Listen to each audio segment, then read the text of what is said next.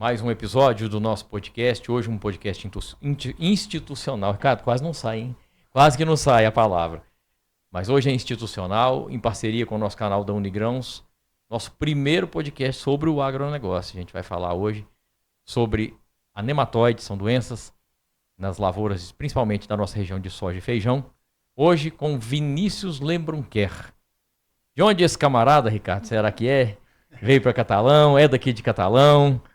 É um empresário do agro, especialista em nematóides, indicação do meu amigo Dario da Santa Clara. Quero mandar um abraço para ele. Dario, em breve a gente vai estar aqui falando de cavalos, sobre o quarto de milha. Então hoje vamos falar de doenças nas lavouras de soja, que daqui a pouco começa a safra, e o feijão, que vai ser antes da soja ainda. Exatamente. Vamos falar um pouquinho sobre esses nematóides, esses vermes que estão aí no solo. Mas, primeiramente, vamos falar de onde eu sou, né? Naturalzão de Uruaçu, Goiás, nortão do Goiás. Vim parar aqui em Catalão no final de 2019, né? Por uma proposta que eu recebi de vir trabalhar aqui. E como se diz, né? Quem bebe água de Catalão não quer ir embora mais, né? Então eu vi aqui uma oportunidade de estar aqui em Catalão. E aí logo comecei a empreender aqui na cidade e estamos por aqui agora. E Vinícius, desde 2019, no mesmo segmento, trabalhando sempre com nematóides? Sim, na verdade eu comecei trabalhando na parte de representação. Eu comecei na parte de milho, né? Semente de milho, como representante, vendendo milho. Depois fui para a parte de biológico e aí sim eu resolvi abrir aí o laboratório, que hoje a gente faz análise de solos e nematóide lá no laboratório. Então vamos falar do laboratório, onde ele se encontra. Como o nosso podcast ele abrange não só a nossa região, toda a região, que os cortes ficam para a gente divulgar. Fala um pouco do seu laboratório, como é a prestação de serviço, o que você faz, a área de atuação que você abrange. Bacana. O laboratório, na verdade, ele sempre foi um sonho meu. Eu queria começar, na verdade, minha especialidade era nematóide, né? Então a ideia era abrir um laboratório de nematologia aqui na região, né?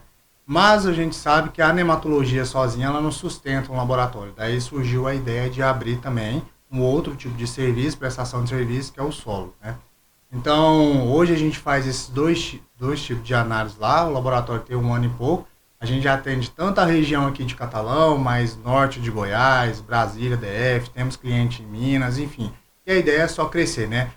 A estrutura física está aqui em Catalão, mas a gente pode receber análise aí do Brasil inteiro. Então, além das nematóides, toda análise de solo, o seu laboratório faz. Fala o nome dele, o endereço, contato. É lá no Copacabana, chama VL Agronegócios, tá? O contato é 64 999 27.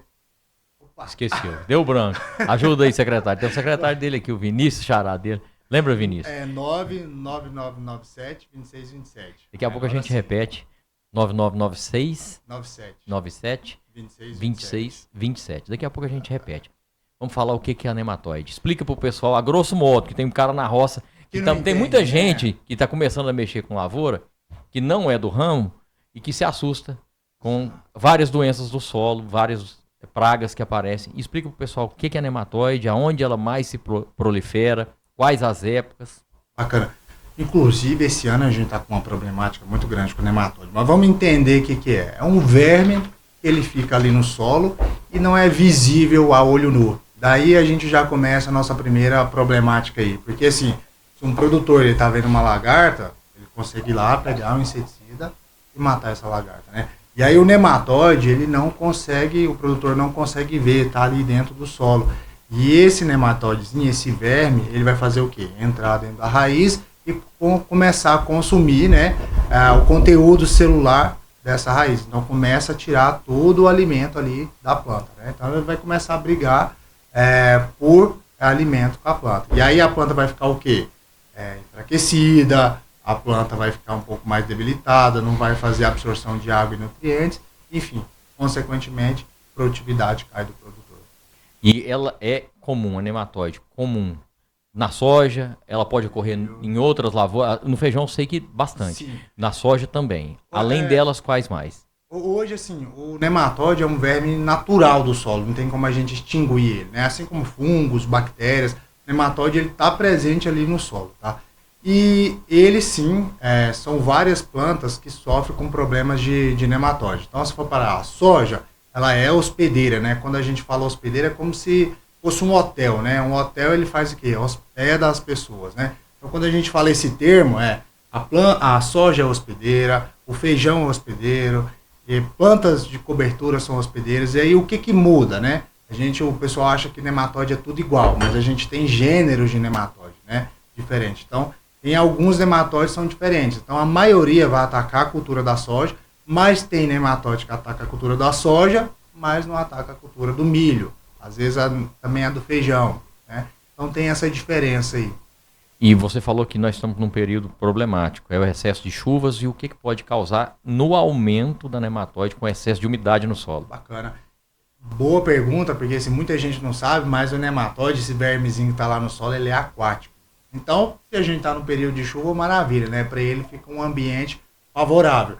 Então, esse nematóide, por ter um clima ali favorável, com água, umidade no solo, a tendência é que a multiplicação dele aumente cada vez mais. Então, esse ano o produtor que estava falando que nunca deu aí nenhum problema de mancha, de área, de reboleira, que a gente fala na sua lavoura, esse ano está tendo muito problema, principalmente por conta dessa quantidade aí de chuva que está tendo. O nematóide se multiplica mais. Vinícius, você identifica no seu laboratório essas pragas que acarretam nas lavouras. Você também prescreve para os produtores os combates também? Bacana.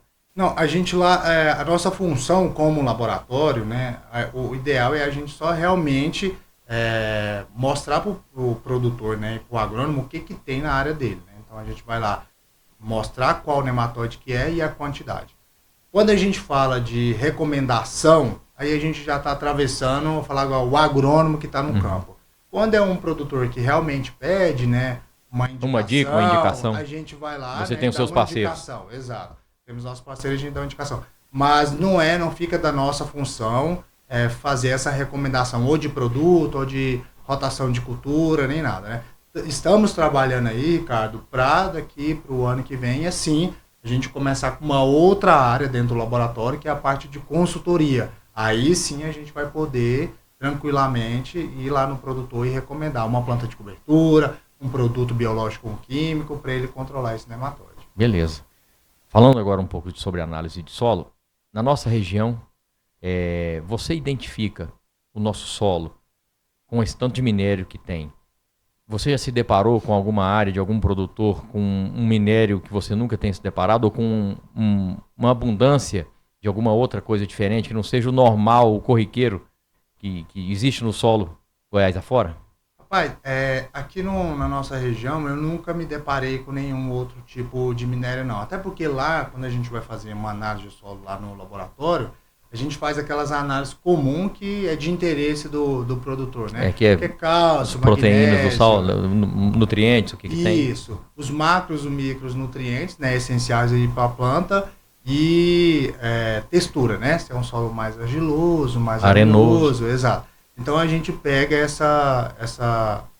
mais nessa linha. Mas o que a gente vê assim, área de tudo quanto é forma. Tanto de área com solo mais pobre, área com solo mais rico, mais arenoso, a gente tem um mix. Mas no geral, quando a gente pega o solo do cerrado da nossa região, são solos mais pobres, né? São solos aí mais ácidos. Então, por exemplo, se a gente quer fazer a abertura de um solo, né, de uma área, né, fazer uma abertura, desmatar ali para a gente plantar, aí sim a gente tem que fazer o quê? Toda uma correção, porque é o natural do nosso solo, o latossolo, né, é um solo mais ácido, mais pobre.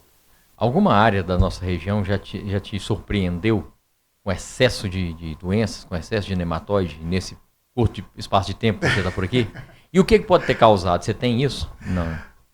Assim, por exemplo, de nematóide mesmo, a gente sim tem um excesso tá tendo, né, muito excesso esse ano de áreas com problemáticas com nematóide.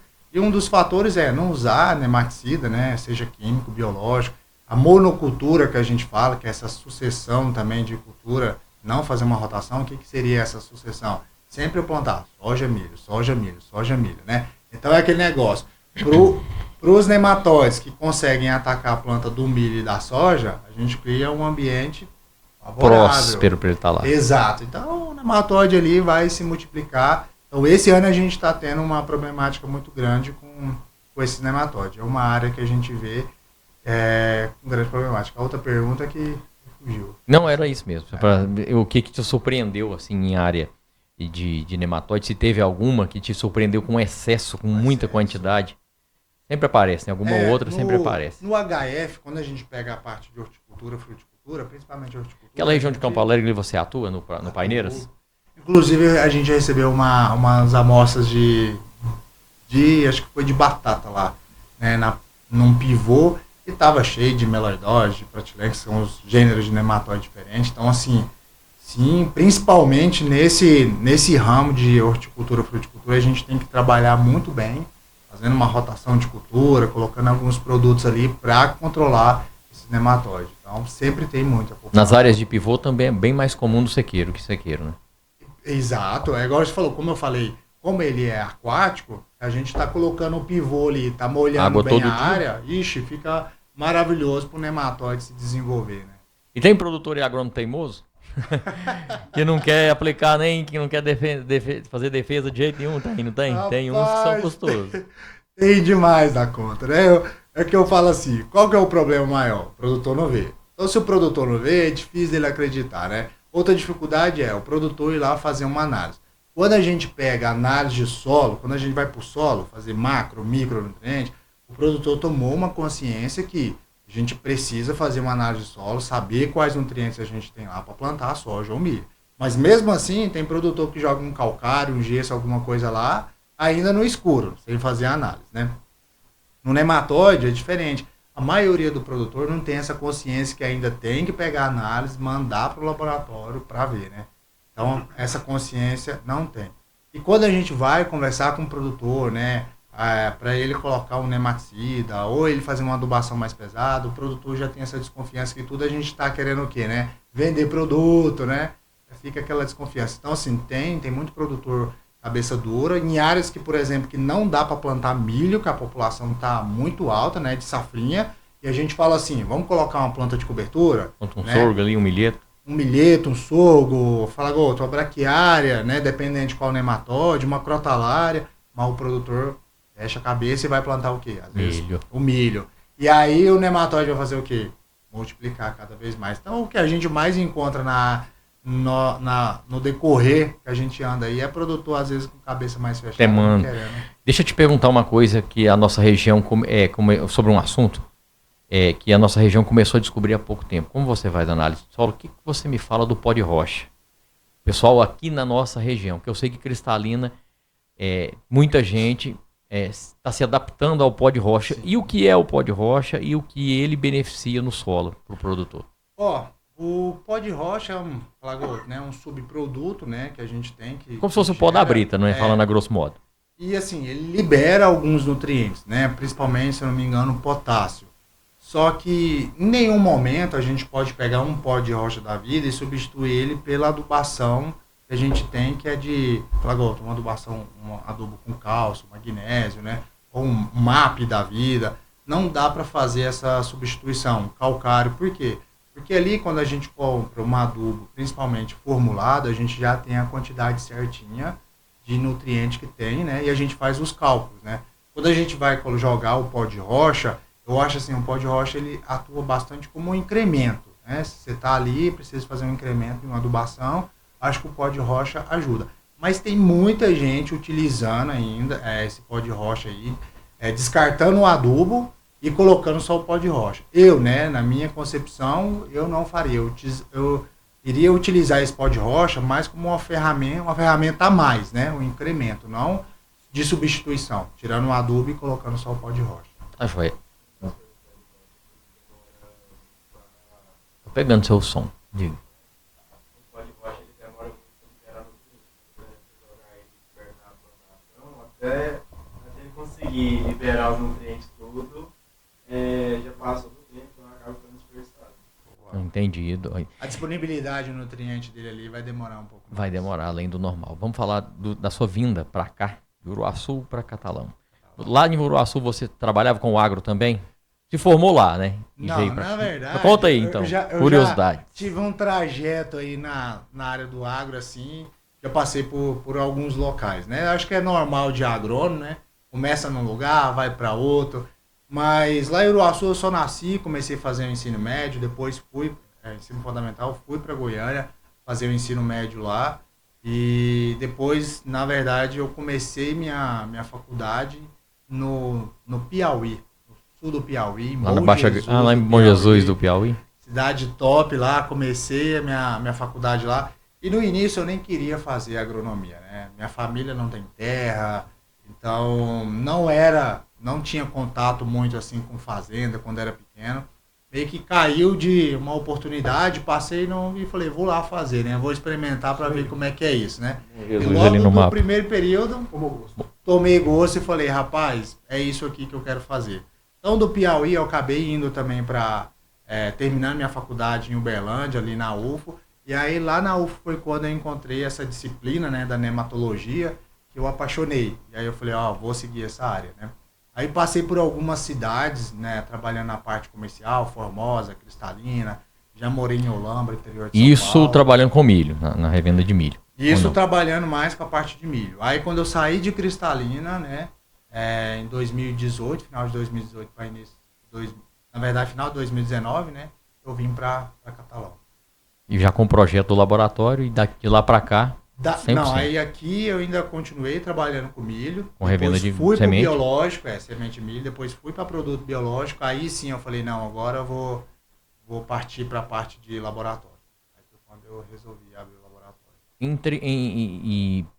Comparando entre regiões, para a pessoa que não conhece, que está nos ouvindo agora, você que já morou em Cristalina, conhece esse meio do caminho de Cristalina a Catalão, o que mais te surpreende no agro, nas fazendas, nesse meio nosso que a gente está aqui, vindo de lá para cá? Você acha que a cultura cristalinense e dos produtores de lá, que são mais sulistas, é bem diferente daqui da Chapada de Catalão, desse lado de Davinópolis, Cumari? Você acha que a cultura se diferencia muito? E ainda tem uma ponte ali que é Campo Alegre, que tem mais um pessoal diferente, né? Rapaz, eu senti uma diferença. Eu falo assim, a Cristalina é um lugar ótimo assim para trabalhar, porque eu sinto que as fazendas são mais próximas. Você então, sai da cidade e já está na fazenda. Isso, então você consegue rodar mais, você consegue atender o público mais e consequentemente também as pessoas te recebiam mais, né? Não sei se é porque recebiam mais ou você conseguia visitar mais clientes. Rendia mais. Rendia mais, né? Então, assim, eu vi essa diferença quando eu vim para Catalão. A cidade aqui, a fazenda aqui já é um pouco mais distante, né? E produtores aqui também, tem muitos produtores grandes, né? Diferente de Cristalina. Tem produtores grandes, né? Mas, assim, aqui tem uns gigantes produtores, exato. Então, você sente, sim, essa dificuldade aí quando você vem para Catalão. Como é que foi a escolha para Catalão? É oportunidade. Eu recebi uma proposta, eu trabalhava lá como assistente técnico, lá em Cristalina, da Sementes Agroceres, e aí eu queria subir de cargo. E aí apareceu essa proposta para eu ser representante da Forseed, né, uma marca de semente de milho que tem aqui. Eu abracei a causa e falei, vamos embora, né, solteiro, não tem nenhum filho para cuidar, eu falei, vamos para Catalão. E o que eu mais achei engraçado é que, assim, quando eu saio de Cristalina e venho para Catalão, eu nunca tinha vindo de Catalão. Eu falei assim, gente, é uma cidade bem parecida com Cristalina, né? Chega aqui eu me deparo com uma estrutura totalmente diferente. Eu falo uma coisa pra você. Se tem uma coisa que o povo investiu... E eu sou de lá, de Cristalina. Eu morei 30 anos em Cristalina, tem 17 em Catalão. Eu vi Cristalina do nada chegar, assim, eu morei 40 anos atrás em Cristalina. Então eu morei durante 30 anos lá. Então eu vi Cristalina de minúscula cidade, a cidade de médio porte. E vi Catalão, mudei para Catalão há 17 anos atrás. Catalão era uma cidade média. Hoje é uma cidade que eu considero uma cidade grande. Uma cidade top de se viver. Eu falo assim, já morei em alguns interiores, cidade grande, Goiânia, Uberlândia, enfim. Parte em Brasília, e eu falo assim, Catalão, para quem mora em Catalão, você não sente falta de muita coisa, assim. Claro que de cidade grande você tem muito mais recursos, né? Mas a parte boa é que, assim, como eu gosto de comer muito, então, assim... Catalão, para mim, é uma cidade boa, por exemplo, de alimentação. Você quer comer alguma coisa, você tem um shopping, você acha, né? Então é uma cidade que dá para você viver muito bem, né? E é uma cidade muito promissora. Eu vejo assim que cada vez mais está crescendo, né? Meia hora já de bate-papo, a hora voa, o tempo voa. Fala sobre os seus projetos, quais são os projetos da VL, como que você enxerga esse 2025, fala um pouco da sua equipe, quantos funcionários ela tem, então... Beleza. Espelho para nós. O laboratório, ele, né, tem um projeto desde do início que é assim, que a gente ser reconhecido, né, principalmente por nossa qualidade nas análises de solo, né. Então a gente vai continuar com esse projeto em manter sempre uma qualidade, que eu acho que é importantíssimo, tá? Então a gente vai pegar mais firme nesse 2025 em qualidade, entregar laudos com qualidade. E agora um outro projeto que a gente está tendo, né, que a gente acabou de fazer, foi treinamento, então a gente também acabou de montar um centro de treinamento, capacitações, né, lá no laboratório. Então, assim, se a gente tem a informação, se a gente tem um período de alta e baixa, né, então nesse período que a gente tem um período de baixa, a gente encaixou um outro serviço, que é esse serviço aí de capacitação. Então a gente acabou, ontem finalizou a terceira turma de treinamento sobre nematóides, né? Soja, milho e algodão, que essa camiseta aqui foi justamente do treinamento que a gente fez lá, né?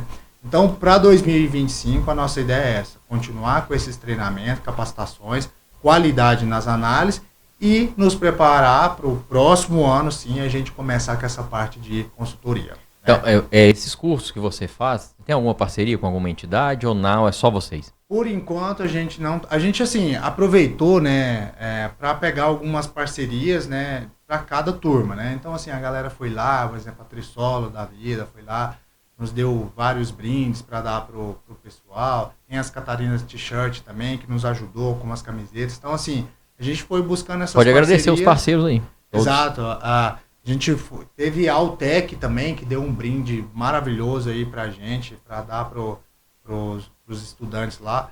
Então, assim, a gente começou essa parceria. Agora o que a gente vai fazer nesse ano, mais no final do ano, né? Consolidar mais essas parcerias, né? E estruturar mais esses... Já tem data para o próximo? Esses treinamentos. Tem data e quantidade de pessoas que fazem o curso? Assim, data não, ainda está a definir, mas geralmente o curso você abrange quantas pessoas, mais ou menos? Esse foi apenas 6 por turma. Porque, assim, como a gente tem a parte prática no laboratório, então não tem como você encher demais, né? Porque assim, senão a pessoa não vai aprender. Então a gente colocou apenas 6 pessoas por turma, tá? Na parte de nematóide. Aí quando a gente for dar um outro treinamento que a gente está pensando em dar em solos, aí sim a gente consegue montar uma turma maior. Isso tudo então, um compromisso que a Unigrãos vai dar o churrasco de encerramento do curso. Olha só, rapaz. Tá feito, Vinícius? Os dois Vinícius. A Unigrãos vai patrocinar. E agora eu não podia deixar. Vou botar também. os meus meninos para fazer, então. Bom demais. E uma coisa que eu não poderia deixar de falar também, que você me perguntou, é sobre a minha equipe e a turma, né? Em época de safra, a gente fica aí com até 10 pessoas lá no laboratório, baixa na época fora da safra, eu tô com 2 funcionários só. Um é o Vinícius e o outro é o Ronaldo. Eu falo assim, eu só consigo o que eu consigo fazer, né, lá no laboratório, ter resultados, porque a gente é uma equipe muito firme, né. Então, eles estão ali comigo, sempre me apoiando em cada decisão que a gente faz.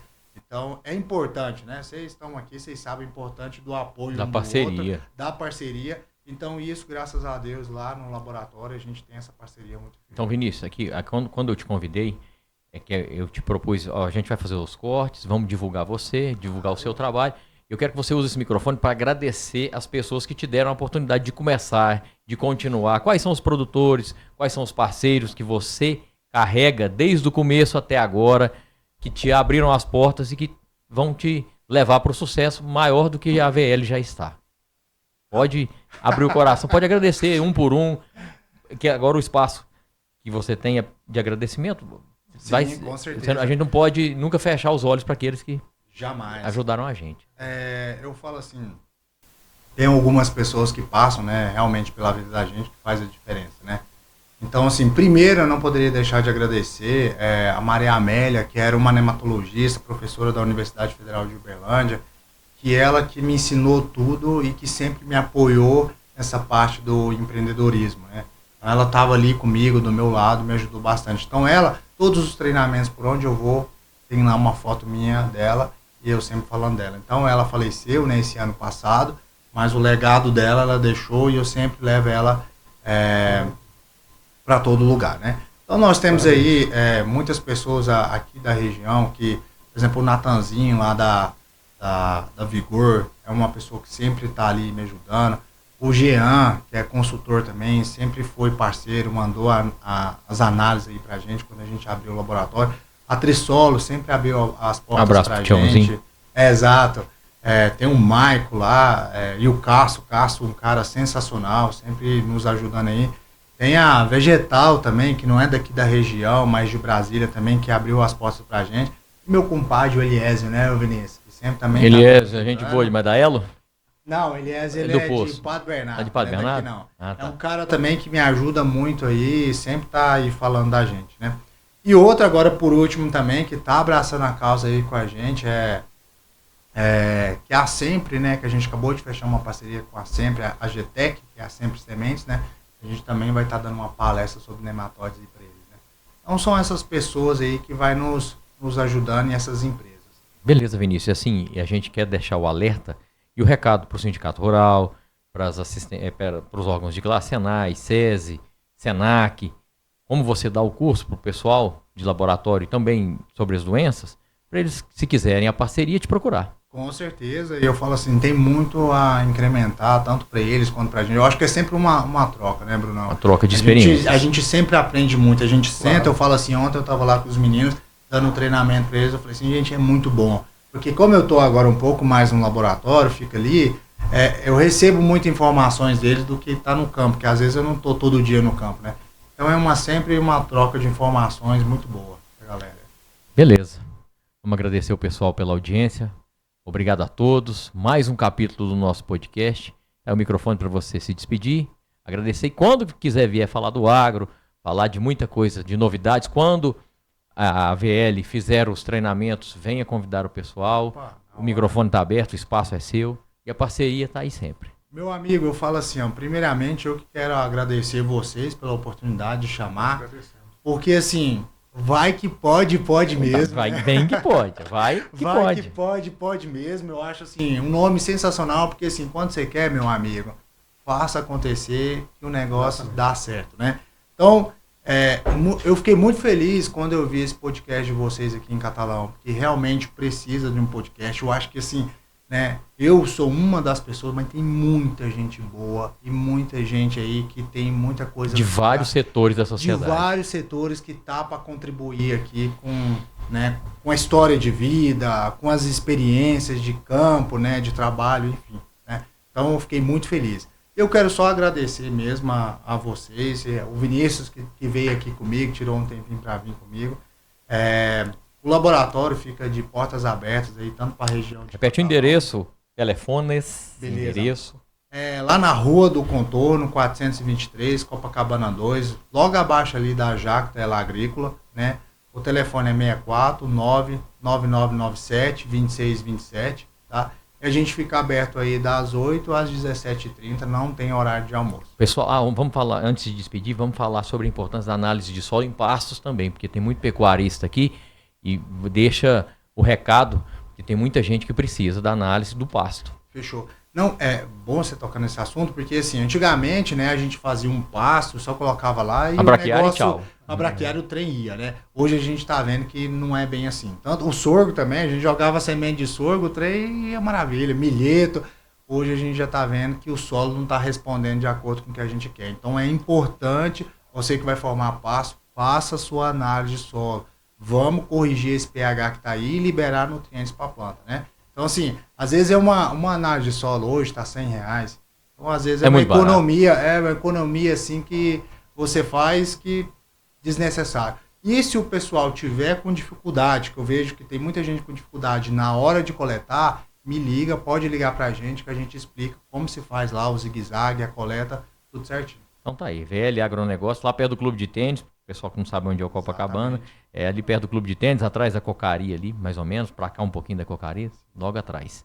Um abração, obrigado Vinícius, Vinícius 1 e Vinícius 2. Valeu, Ricardo, mais um episódio.